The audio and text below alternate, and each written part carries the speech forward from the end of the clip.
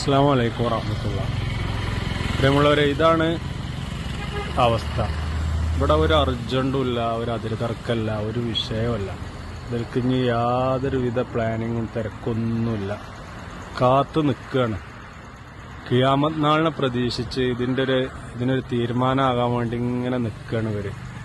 നമ്മളെക്കാട്ടിലും സെറ്റപ്പും പ്രതാപവും അർജന്റും ബിസിയും ഒക്കെ അതിന് ആളുകളാണ്. ഇതേ സ്ഥലത്തേക്ക് നമുക്കും വന്നിങ്ങനെ കാത്തു നിൽക്കണം.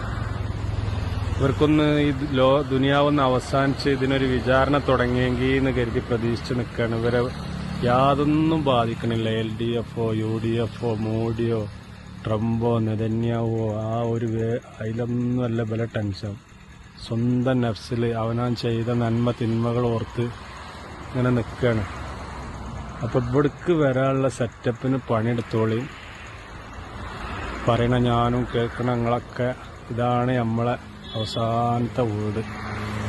ഇവിടെ അങ്ങനെ വന്ന് കാത്ത് കെട്ടിക്കിടക്കണം നമ്മൾ. ഇവിടേക്കൊന്നും വന്നു നോക്കാനും വരാനും നോക്കാനൊന്നും ഇന്നത്തെ തലമുറ എന്നല്ല, ഇനി ഇവിടുന്ന് അങ്ങോട്ട് ഉണ്ടാകണവർക്ക് യാതൊരു ഒഴിവുമില്ല. കാരണം 2 GB 3 GB ഒക്കെ നെറ്റ് തീരണമെങ്കിൽ അതിന് തന്നെ ഇവിടെ ഒഴിവില്ല.